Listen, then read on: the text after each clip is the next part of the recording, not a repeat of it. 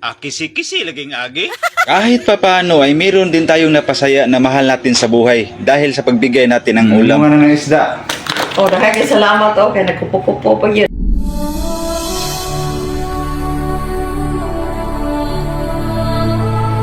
For today's ambisyon, tayo po ay manghuli ng isda gamit ang screen na to. Bili tayo ng isang metrong screen para gawin nating timing. Kung tawagin dito sa amin pero hindi ko alam kung anong tawag nito sa Tagalog, lalo na sa Ingles. Ang una lang natin gagawin ay mag-cut ng pa-square At na i-fold forma. natin ang bawat kanto tapos dugtungin natin sa gitna. Kaya ito nang hitsura niya. Ano pang hinihintay natin? Let's go!